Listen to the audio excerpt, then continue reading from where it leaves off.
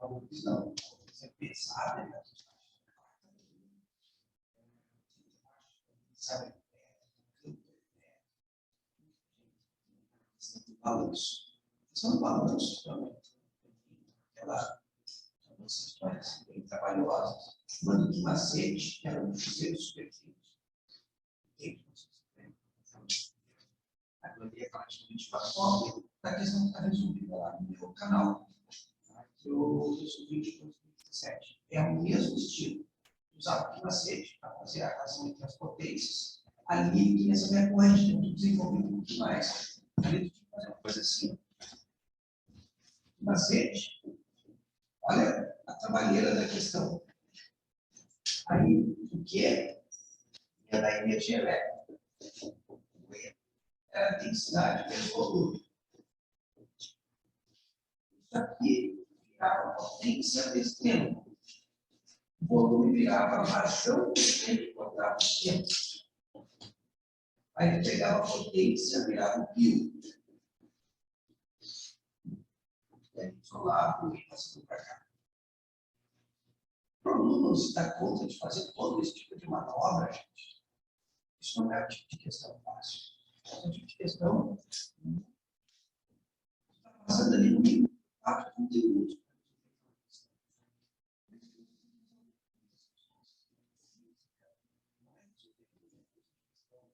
Vai bem na prova, sabe? A China, que daqui vem para cá, que da massa vai virar densidade vezes volume, e só a experiência de fazer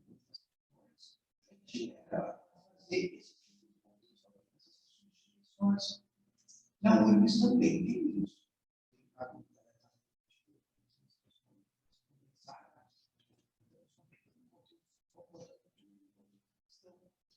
Se tivesse feito aí muitas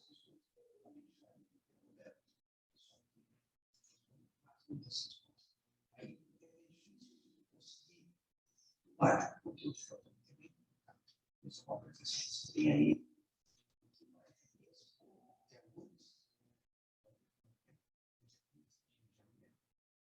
façam bastante isso. Olha, isso vai estar na missão, façam uma tonelada de exercícios. Aí eu falo, senão, vocês vão ser surpreendidos. Poucas sessões é horrível. As particulares, para mim, são os piores vestibulares que tem. Eles põem 10 questões, 7 questões. Não sabe o que vai cair nessas questões?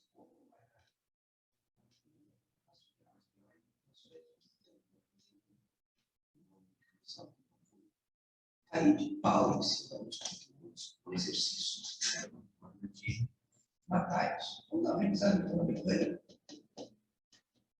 na minha página, você sabe, lá tem as provas da UNI que foi.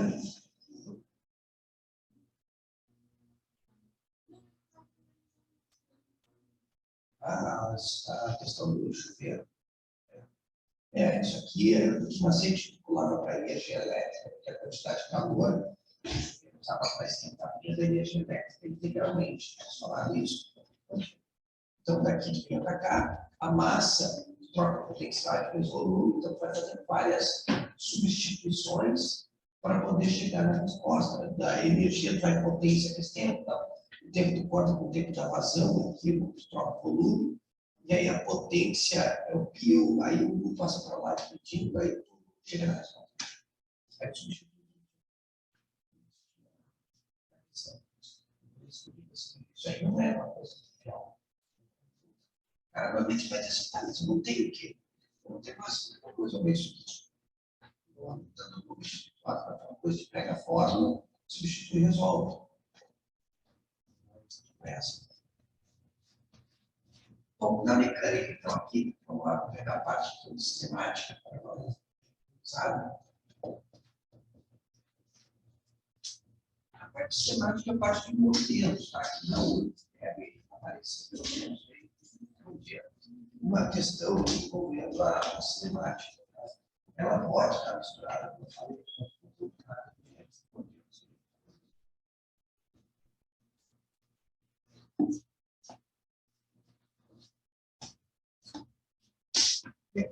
matemática, você tem que lembrar que tem pelo menos 3 movimentos, características definidas. MRU, MRV e MCU. Os 3 movimentos básicos. Na prova do Enem, caiu de MRU. O cara sabia aquela placa que o gelo caía dentro d'água.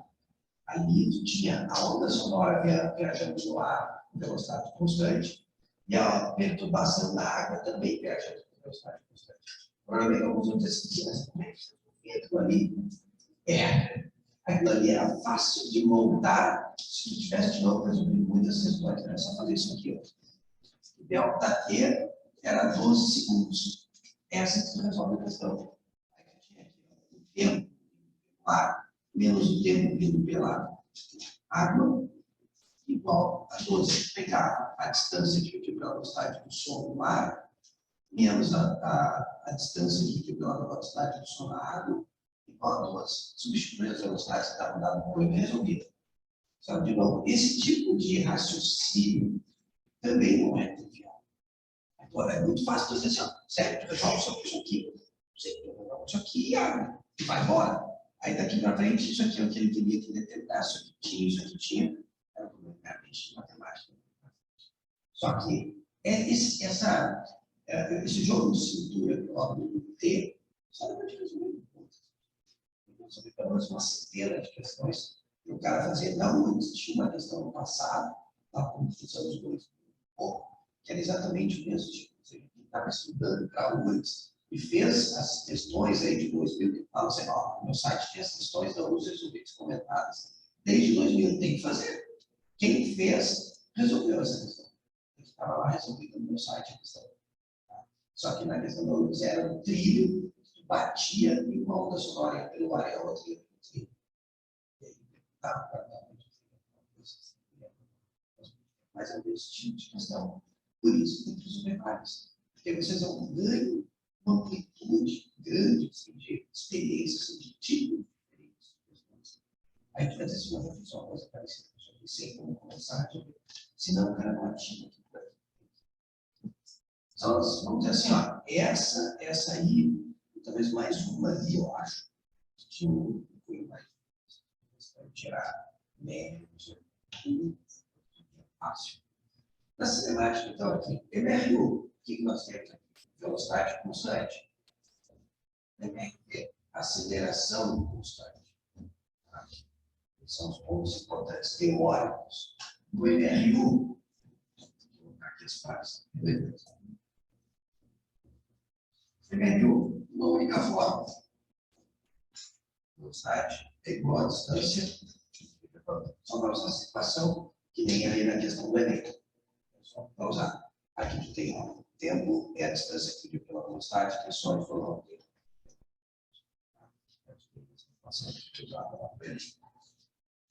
Cuidado, unidades na URGS. Quilômetro por hora, metro por segundo, sistema internacional, metro por segundo. Númerozinho mágico para converter velocidade, tem que ler aí.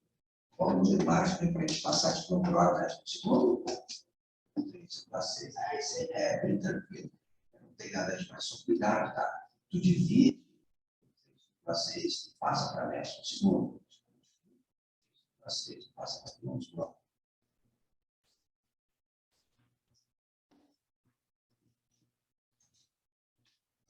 Gráfico.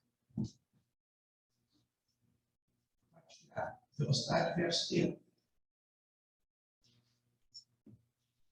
Se é assim, você fala para vocês, não está. O que não está no gráfico? A distância, a área desse gráfico.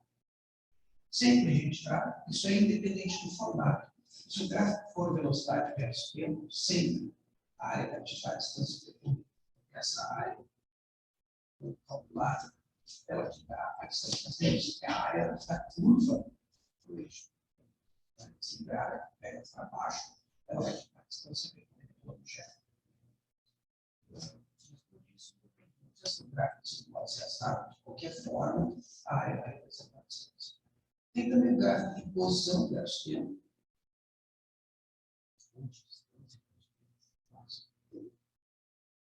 esse gráfico aqui tem uma característica importante, que a inclinação, a declividade da reta é a velocidade. Então, como essa reta aqui, ela mantém sempre a mesma inclinação, o ângulo dela não muda, isso indica a velocidade do objeto não muda também. Se eles colocarem duas retas, dois gráficos com duas retas, a reta que está mais inclinada do lado do eixo, da posição ou da distância, indica que a velocidade do objeto é mais alta. E aquela que estiver mais perto do eixo do tempo tem velocidade mais baixa. Então, a declividade, para vocês que são bons em matemática, o coeficiente angular aqui é a medida da velocidade do objeto desse gráfico. Conectar essa parte matemática com a parte física, vocês viram, por exemplo, na prova de matemática, caiu questões de física. Vocês viram uma de astronomia lá falando sobre a luminosidade da estrela, né? Que, na verdade, é aquilo que eu falo para vocês toda hora: relação de proporção direta ou inversa. Eu bato isso todo o tempo. Caiu. A luminosidade era, sei lá, acho que era diretamente proporcional com o quadrado do raio e a quarta potência para a temperatura. Aí ele diz assim, esse raio diminuir, a temperatura dobrar. Só coloca ali, ó, se dobrar a temperatura, vai ter 12 elevado para 4. O raio cai na metade, ao quadrado vai ter um quarto. Aí depois faz a minha conta. Bom, uma continha bem tranquila para quem gosta de trabalhar com relações de proporção direta. Isso vai aparecer na luz. Ou seja, você tem que saber. Só que ali eles deram a fórmula. Por que eles deram a fórmula? Porque você não estuda isso no ensino médio. Velocidade de estrela não é conteúdo do ensino médio. Mas o que interessa para a matemática é tu conhecer o modelo matemático e saber aplicar as relações de proporção. Ali na prova de matemática, esse é o objetivo. Não é o aluno decorar. Na prova de física, não fazem isso. Vou botar fórmulas que vocês, teoricamente, já têm que conhecer. E aí vão perguntar, ó, se dobrar o tempo, o que acontece com a distância aqui? Então tem que tomar muito cuidado, porque na prova de física da UFRGS, eles são mais conteudistas. Já raramente dão fórmula. Para nossos gráficos, cuide a questão que eu falo sempre para vocês, origem. Essa origem repouso, origem local, ele está na posição igual a zero. Repouso é velocidade no lar, o objeto está em repouso inicialmente. Ok, a velocidade dele inicial é zero. Isso não tem como acontecer aqui, porque aqui ele anda sempre com a mesma velocidade. Então ele não pode estar parado e depois está andando. No MRU não existe isso. No MRU ele está sempre se movendo com a mesma velocidade, que nem a onda sonora ali na questão do Enem. A onda sonora está sempre viajando no espaço com a mesma velocidade. Ela não pode partir do repouso. Então, ela já começa com aquela velocidade. Então, cuidem disso. Os problemas que tem veículos, talvez o carro não iniciou o movimento. Sim, no momento lá para trás ele iniciou, mas isso não entra na questão. O carro já estava em movimento. Então, cuidem, leiam isso com atenção, destaquem os pontos importantes para não perder mais disso. Lembre-se que também aqui na parte do MRU, eu não vou escrever aqui, mas só para relembrar, temos a velocidade relativa. Que quando os objetos estão em sentidos opostos, a velocidade relativa, lembre-se assim, é ter dois carros, duas partículas, ou estão em sentidos opostos, ou andando no mesmo sentido. E aí, normalmente, eles querem saber quanto tempo um leva para encontrar o outro, assim ou assim. A velocidade relativa, ela é operada matematicamente de duas formas. Quando tu tem dois carros andando assim, tu soma as velocidades deles, aí vai ter velocidade relativa. Se eles estiverem andando assim, subtrai essas velocidades relativas, as velocidades deles para obter velocidade relativa.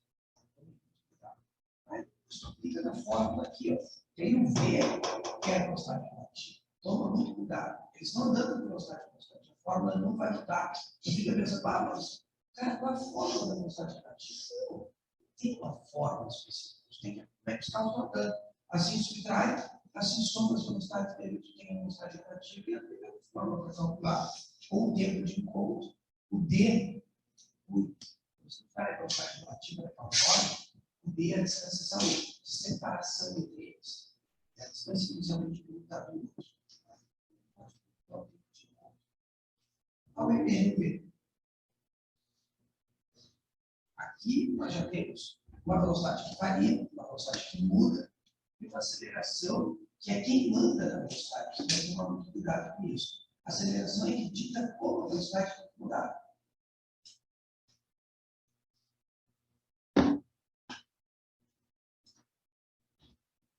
Neste caso aqui nós temos um número maior de equações. Tá? Nós temos a equação da aceleração, meus alunos aqui já vão. Lembram? São 3 equações. Tem gente nova aqui na revisão. Então, para vocês dois aí, só para vocês avaliarem. Os sistemas. Vocês viram isso? Eu vou colocar para eles, tá, gente? Porque eles não estão acostumados com o nosso método das 3 equações. Então, eu vou deixar eles ali realizando as drogas, tá? Das equações enormes. Mas para os meus alunos, essas equações são muitas.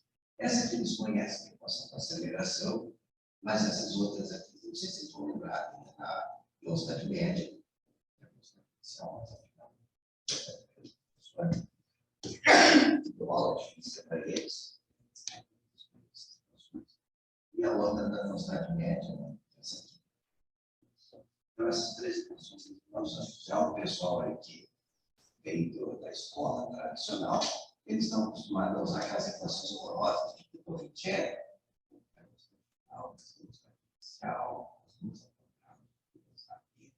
e aquela outra mais horrorosa, que é D mais a D ao quadrado sobre os quadrados para calcular os problemas de MRV. Mas eu não vou explicar para vocês aquilo ali, porque para mim exige tempo. Ou seja, se vocês estão acostumados com essas porcarias aqui, eu vou estar usando, sabe? É só para dizer que os meus alunos mais simples, não são essas coisas. Mas essas aqui pertencem ao MRV. Essas aqui também pertencem ao MRV. E essa aqui é a equação da velocidade média, que é uma equação que normalmente pode ser usada por problemas. Aqui estão cuidado.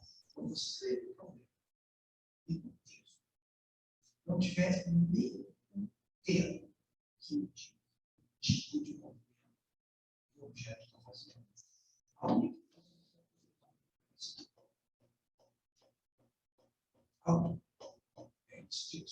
tem problemas clássicos de velocidade média, que diz assim, ó, o carro percorre um trecho A com uma velocidade média de 80 km por hora e um trecho B com uma outra velocidade média de 100 km por hora.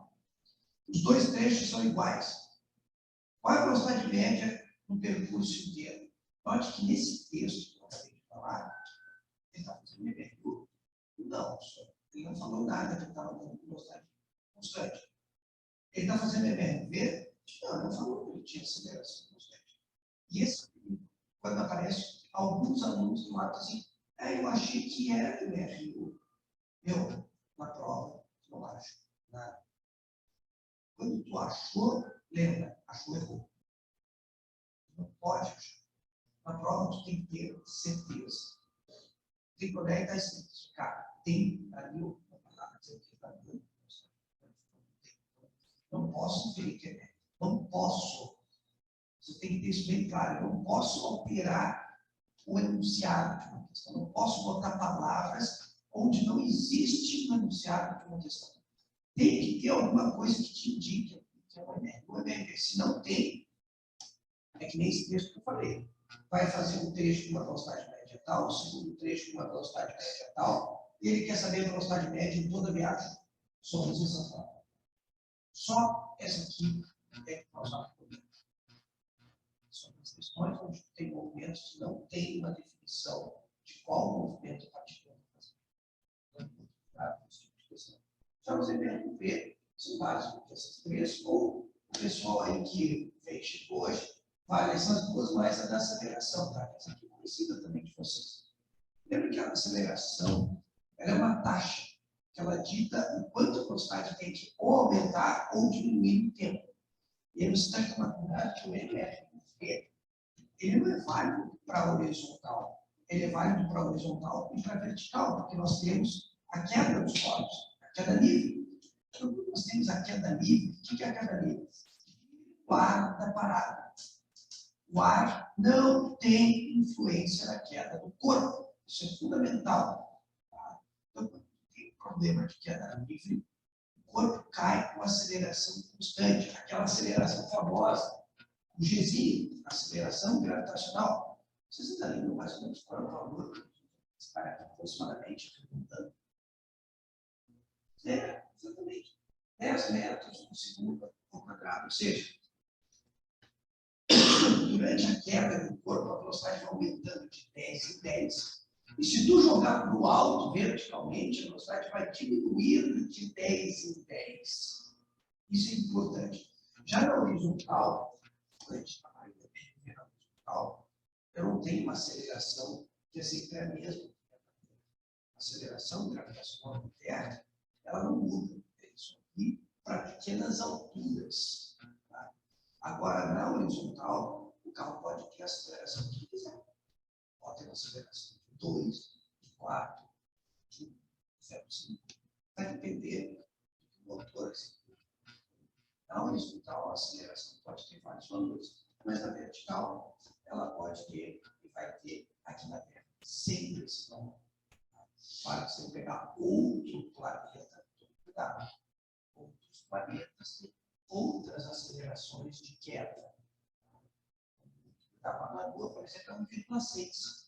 Então, a Lua, a velocidade ela vai aumentando durante a queda de 1,6 em 1,6 metros por segundo ao quadrado. Ah, mas isso eu tenho que decorar. A aceleração da superfície da Lua lá é de 1,6 metros por segundo ao quadrado. Então, tu larga um objeto para a altura que ele cai. É só ficar nas fórmulas e resolver. Mas tome cuidado com isso. Esse valor é para a Terra, próximo à superfície, não vale para qualquer altura. Bom.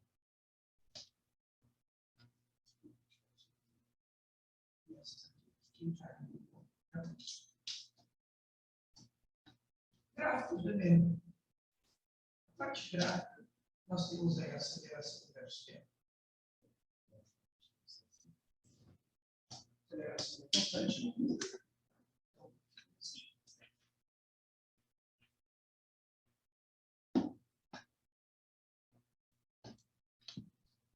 Aqui, olha aquilo que eu falei agora há pouco. Não está no gráfico. O que não está no gráfico? A variação de velocidade. Vai tirar dessa área aqui. A área aqui, note, ela não dá a velocidade. A velocidade aqui não é isso. Tá? A variação de velocidade. Isso é importante, porque tem que ter claro que não é ver a velocidade está mudando. Então, não faz sentido alguém dizer assim, ó, eu achei, calculei que a velocidade da partícula é 10 metros por segundo. Não, isso não existe, né? Você tem que dizer assim, ó, a velocidade inicial é tanto, a velocidade final é tanto, a velocidade no instante de 4 segundos é tanto, que é chamada de velocidade instantânea. Então, as velocidades no MRV, elas têm valores diferentes para cada momento. Cada instante, a velocidade assume um valor diferente. Então, quando tu diz qual é o valor da velocidade, tem que dizer, bom, essa é a velocidade no início, a velocidade inicial. Essa é a velocidade final, ou essa é a velocidade no instante de 2 segundos. Porque aí tu está determinando que naquele momento era aquela velocidade. Mas em outro momento é outro valor. Porque ela muda em função disso aqui, da aceleração. Bom, nesse gráfico é isso. Então, quanto maior essa área, maior a variação, maior a mudança na velocidade. Tem também um gráfico de velocidade versus tempo, tá? Só que aí já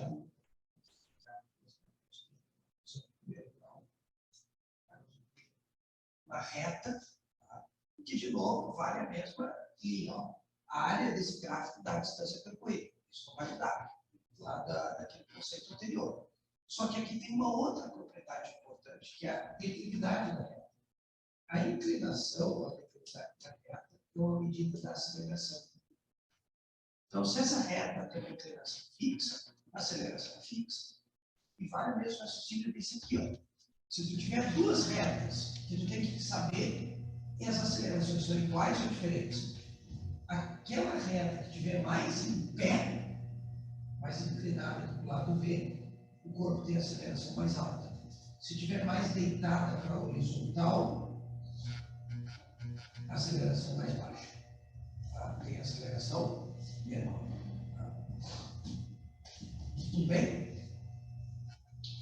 Último gráfico do MRV. Vou botar um deles aqui, não preciso botar os dois. Como eu apaguei aqui em cima a segunda forma, do D igual a V0 mais AT ao quadrado sobre 2, aquela é uma equação de segundo grau. A equação de segundo grau gera parábolas. Então, esse gráfico aqui, ele é formato de uma parábola. Lembrando, essa parábola pode ter essa concavidade virada para baixo ou a concavidade virada para cima. A concavidade define o sinal da aceleração. Então, uma concavidade virada para baixo é aquela carinha triste, põe os olhinhos fechados, que é o menos, então a aceleração é negativa. Se a concavidade estiver assim, a aceleração é positiva. Mas não esqueça, a aceleração é negativa durante todo o movimento. Todo. Ela não pode mudar. No MRV, tu não pode olhar para o gráfico e pensar que está olhando aqui a aceleração. Esse gráfico não tem aceleração, tem aceleração em função do tempo. Então, a aceleração durante todo o movimento é constante e aqui negativa. Se fosse assim, ela seria constante e positiva. Tem outro ponto importante para lembrar aqui na parábola, que é esse aqui. Pessoal da matemática, como é que é o nome daquele ponto ali, na matemática da parábola? Isso. Ali tu tem que lembrar que a velocidade vale zero. Não esqueça disso, tá? Que é quando ele inverte o sentido. Se tu olhar aquele gráfico ali, tu está vendo que ele está subindo, tipo, é um gráfico mais ou menos assim, ó, de subida e descida. Então, o vértice da parábola é quando ele parou e inverteu o sentido. Tá? Então, tome cuidado que no vértice a velocidade tem que ser zero, porque é quando ele para e volta. Tá? Então, cuidem disso. E se vocês precisarem saber o que está acontecendo com a velocidade, vem cá, antes do vértice, a velocidade está aumentando ou está diminuindo? Primeiro, acha o vértice. Ali tu marca que a velocidade é zero. E fica mais fácil. Se aqui a velocidade é zero, antes ela tem que estar diminuindo. Depois ela tem que estar aumentando. Não interessa se é assim ou é assim. No vértice, ela é zero. Antes ela tem que estar diminuindo, depois do vértice tem que estar aumentando a velocidade. Todo mundo entendeu isso, saúde? Tá? Então, cuide disso. Isso aqui é um ponto importantíssimo. Aqui não precisa calcular a área. Que bom, porque vocês não sabem. Não adianta tu querer te preocupar com uma coisa que tu não tem ferramenta para calcular. Então, aqui as propriedades que você tem que se preocupar é, primeiro, a concavidade, que te diz o sinal da aceleração, e o vértice, que vai te dar o comportamento da velocidade.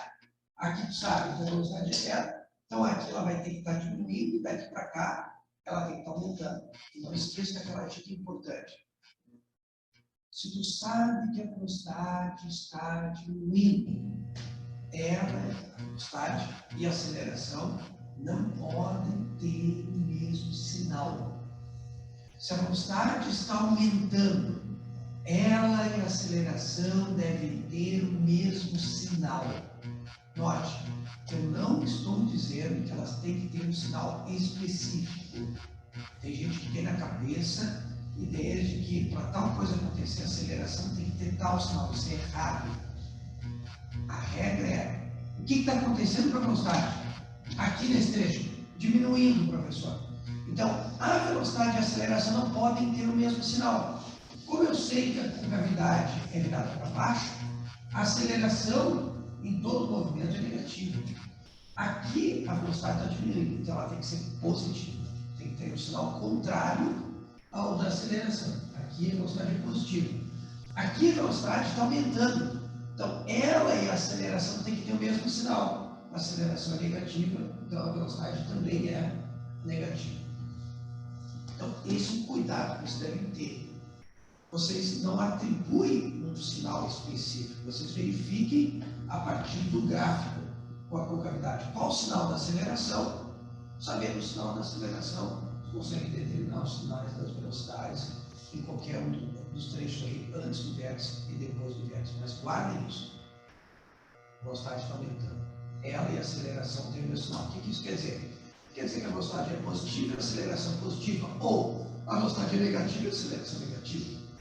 A velocidade está diminuindo. O que significa isso? Significa que a velocidade pode ser positiva e a aceleração negativa, ou vice-versa, ou seja, a velocidade é negativa e a aceleração é positiva.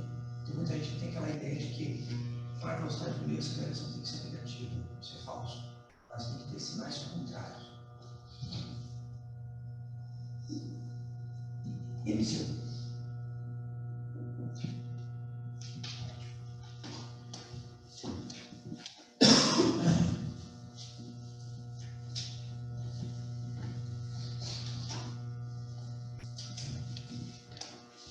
Emissão. Velocidade varia, aceleração varia. O que você deve lembrar é que os seus módulos, módulo da velocidade é constante. O módulo da aceleração é constante. Módulo. A velocidade desse movimento varia, a aceleração desse movimento varia.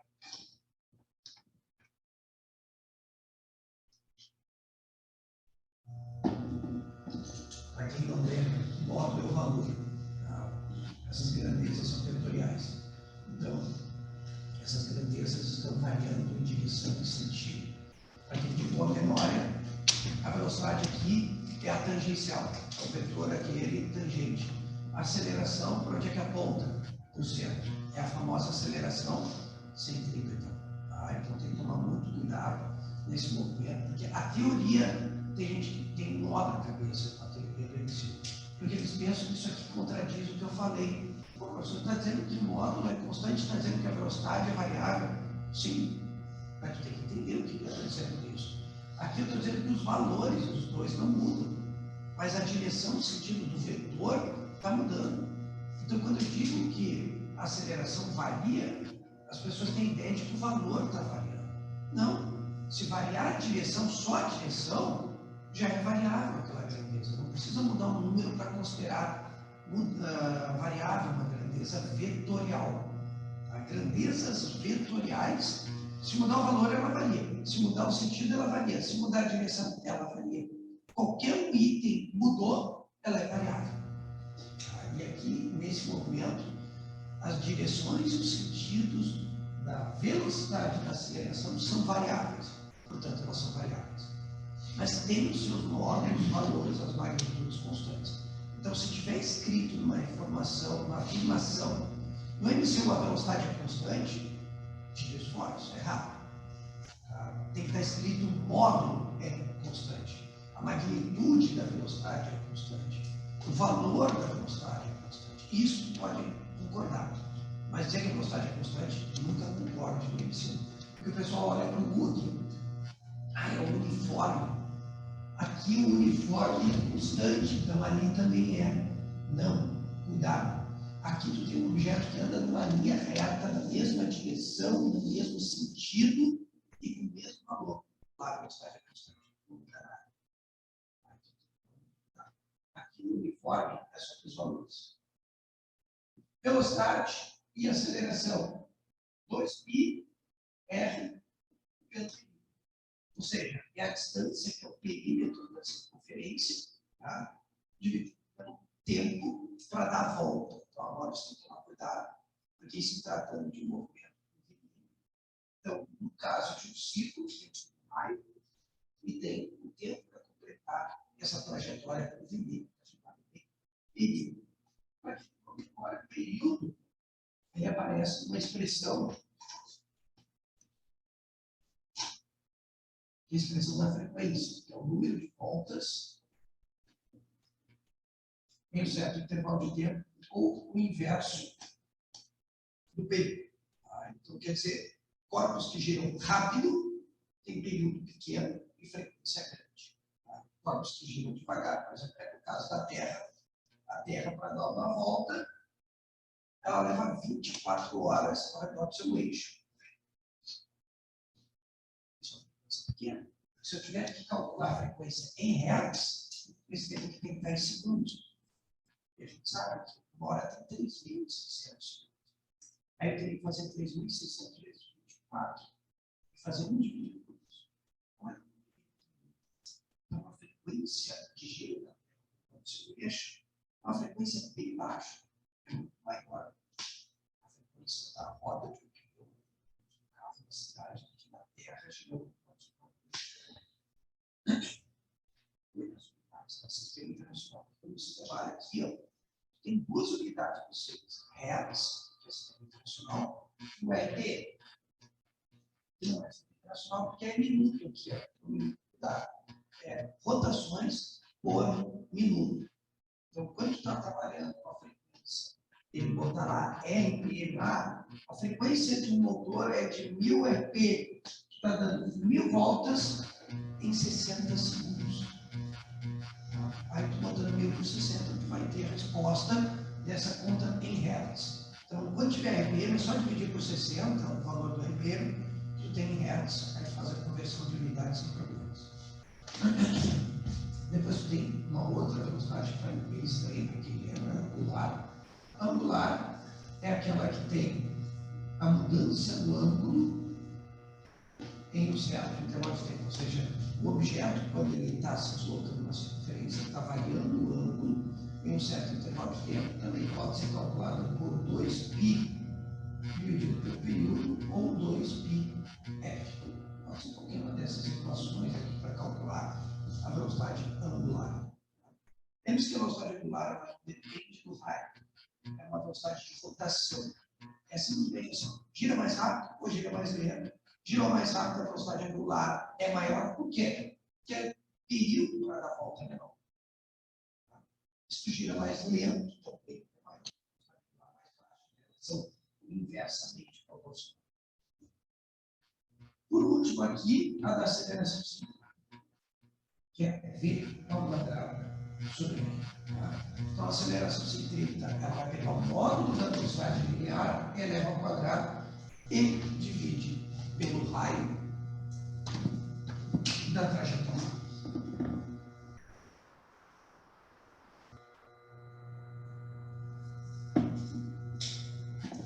Gente, no LCU, aqui estão as equações, as ferramentas que podem ser usadas. Mas no LCU, normalmente, tem muita chance, às vezes, de aparecer problemas em que tem aqueles acoplamentos, aquelas situações tipo assim, tipo bicicleta. Vocês têm aquela engrenagem na roda traseira e a engrenagem na roda dianteira. A engrenagem do lado.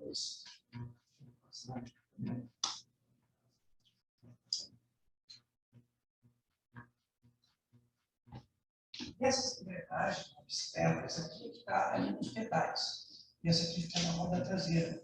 Essas engrenagens elas estão interligadas por uma corrente, não é correr, é corrente. Essa corrente ela tem um papel importante, que é quando você move a coroa, os pedais, você está transmitindo o movimento dela para aquela engrenagem que está presa à roda traseira. Então, quando você mexe os seus pés ali nos pedais, você vai fazer também a coroa e a roda se mover lá atrás. Então, é uma forma de você transmitir o movimento dos pés para a roda traseira. Só que aqui tem partes interessantes. Por quê? Porque elas têm raios diferentes. E quando elas têm raios diferentes, visualmente a gente consegue perceber que o raio da 1 é menor que o raio da 2. Tá? Qual é a consequência disso? Os períodos não são iguais. Essa aqui, ela está girando mais rápido que essa aqui. Então, o período da 1 é menor que o período da 2. A frequência da 1 é maior que a frequência da 2. Ela dá mais voltas que essa aqui. A velocidade angular, se ela dá mais voltas da 1, é maior que a velocidade angular da 2. Já a velocidade linear é a mesma para as duas.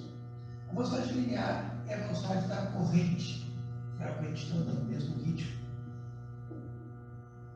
Já as acelerações centrípetas não são iguais também. Por que, professor? Porque a aceleração centrípeta depende do V, o V é igual, mas o raio não é. Os raios são diferentes. E aí, onde tu tem um raio menor, é uma relação inversa, tu tem uma aceleração maior. Tá? Então, tome muito cuidado com isso. Esses sistemas de acoplamento, esse sistema a gente pode imaginar assim: correia, corrente, dente, um dente, é tudo esse tipo. Tá? Então, quando tem sistemas interligados por dentes, por correias ou por correntes, tem essas características aqui. Se for um sistema acoplado por eixo, é diferente. Vou tentar desenhar aqui, é difícil, mas vou fazer um desenho assim. Pegar um disco de vinil. Disco de vinil que está girando. Então, tu tem, por exemplo, aqui ó, o ponto A e o ponto B. Visualmente, a gente já percebe que os raios de giro desses dois pontos sobre o vinil que está rotacionando, o vinil toca disco, tá? A gente sabe que eles estão presos, girando juntos em relação a esse eixo aqui. Então é uma superfície que está girando. O que eu já sei disso? Visualmente, o raio do A é maior que o raio do B. Os períodos são iguais. Como assim são iguais? Eles estão girando no mesmo tempo que o eixo gira. Então, quando o eixo está girando, eles estão girando juntos. Então, eles não podem terminar a volta em tempos distintos, tem que terminar a volta no mesmo tempo. As frequências são obrigadas a ser iguais, porque a frequência e o período estão intimamente conectadas. Então, a frequência do ponto A é a mesma frequência do B. A velocidade angular do A também é igual à velocidade angular do B. Por quê? Ela depende do período. Ela só depende aqui da excitação do período, só depende da frequência. Como os períodos são iguais, as frequências são iguais, as velocidades angulares também são iguais. As velocidades lineares, essas não são iguais. Por quê? Porque as velocidades lineares, está aqui, nós temos relação com o raio, mas o período é o mesmo. Então, aquela que tem um raio maior tem velocidade maior. Então, a mais afastada faz um percurso maior no mesmo tempo que o outro faz um percurso menor. Então, você aqui tem uma velocidade mais alta. Já a aceleração significa o A e a aceleração significa o B. A do A é maior.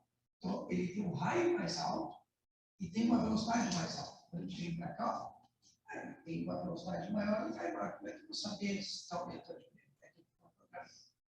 Então, onde tem a velocidade mais alta, esse quadrado aqui faz aumentar muito mais o numerador, que aumenta no raio. Então, a aceleração daqui, ponto para raio maior, é mais alta também. Então, isso aqui são dois sistemas que volta e meia aparecem nas provas vestibulares. Tá? Então, vocês precisam, pelo menos, saber como operar as características de cada um desses sistemas. Então, esse sistema, o segundo, é um sistema que tem um eixo, que pode ter dois, por exemplo, discos, com diâmetros diferentes. Tá? Então, você já sabe, aquele que tem maior raio, maior diâmetro, vai obedecer todas essas características de relação menor. Isso não vai alterar. Já aqueles que são acoplados com corrente, correia ou dente a dente, tem essas características.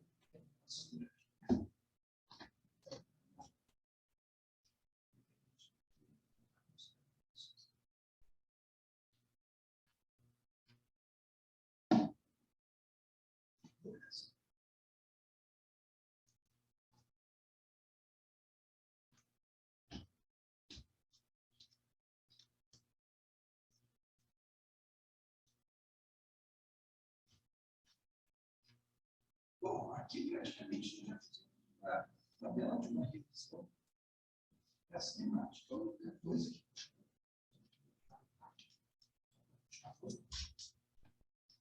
é a parte de projetos.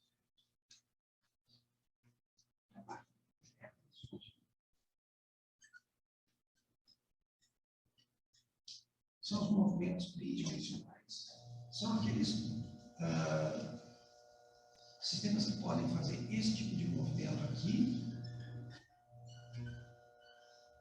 ou esse tipo de movimento aqui.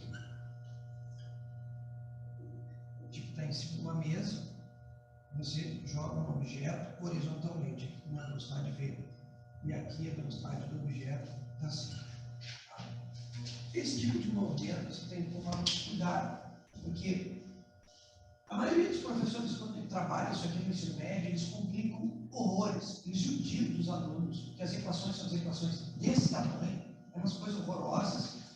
E eu normalmente digo para os meus alunos assim, ó, no movimento de projéteis, desmembra esse movimento em dois movimentos. Um para o eixo X, que é o eixo horizontal, e um movimento no eixo Y. Isso aqui é importante vocês entenderem. Esse objeto aqui, ó, ele se desloca fazendo esse percurso, mas todo mundo consegue enxergar que ele está se deslocando horizontalmente para cá. Olha que a diferença é que ele também sobe e desce, mas ele vem para a direita da gente, certo, pessoal? Esse movimento do eixo X equivale ao MR1. Isso é importante, esse movimento de deslocamento aqui é um movimento lateral com velocidade constante, ou seja, se eu decompor essa velocidade, aqui tem uma memória ali, na decomposição de vetores, quando um vetor vem qualquer, e aqui tem um certo ângulo θ, eu posso decompor esse cara numa componente da velocidade v de x. Esse v de x é o cateto adjacente, portanto, para quem lembra, é v cosseno de θ. Esse v de x aqui é constante. Então, o deslocamento dele aqui na horizontal, isso aqui é o alcance dele. X é o alcance do projétil. Isso aqui é o MR1, é a distância igual à velocidade no eixo x vezes o tempo que levou para fazer isso aqui. É o MR1. Já o movimento de subida e descida, onde tu tem aqui um ponto de altura máxima, é um MRV. Ou seja, esse movimento de subida e descida equivale a fazer isso aqui assim. Então, só tem que pensar, enquanto ele sobe e desce, ele também anda para cá. Então, ele faz assim, ó. Então, esse movimento de subida, se tu decompor a velocidade aqui numa componente vertical, vai ter a velocidade inicial de lançamento dele no eixo Y. Essa componente aqui é o cateto oposto, e o V de inicial de Y vai ser a velocidade inicial de lançamento vezes o seno de θ. Tá? Então, esse cara aqui, tu determinando ele vai diminuindo. Aqui, a velocidade em Y é zero, note. A velocidade no eixo Y é zero. No eixo X é sempre a mesma. Essa não muda porque é uma MR1. Ela V de X ali é sempre mantida constante durante todo o percurso. Já a vertical não, ela vai diminuindo, é zero no ponto mais alto e depois volta a aumentar até o Sol. Isso quer dizer o quê? Que as equações do MRV valem, aquelas três, ou as duas que os colegas lá do SPT é a outra, vocês podem usar aqui, tá? Não tem problema, e usa a única do MRU aqui. A única cuidado que vocês têm que ter é isso aqui, ó. Aqui não, perdão, aqui. As componentes das velocidades. Vocês têm que usar triângulo retângulo. Trabalhar com vetores, decompor vetores é trabalhar com retângulo, ó. Um triângulo, desculpa.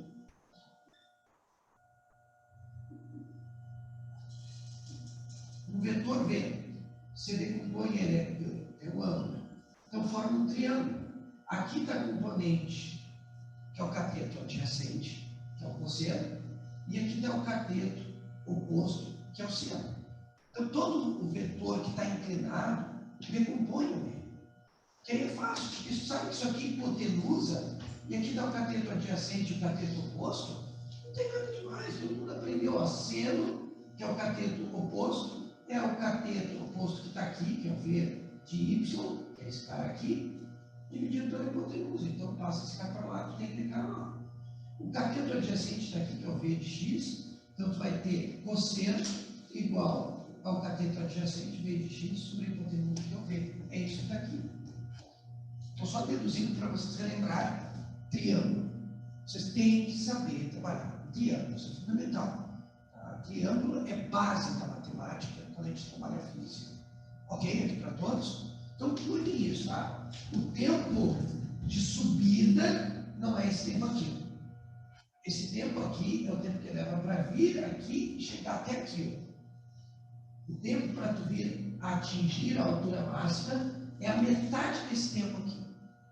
Então tem que tomar muito cuidado. Porque a gente só está pegando a metade. A subida não é a subida e a descida junto. Tem que tomar cuidado. É isso.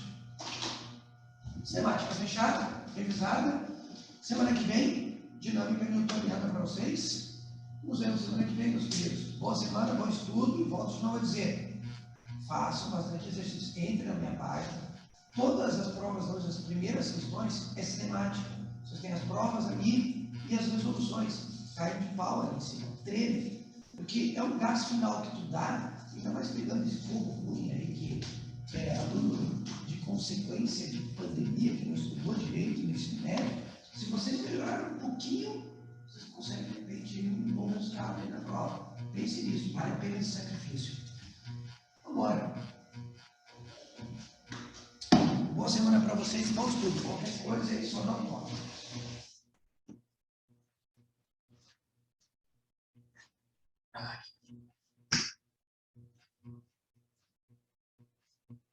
Tchau, tchau, gente.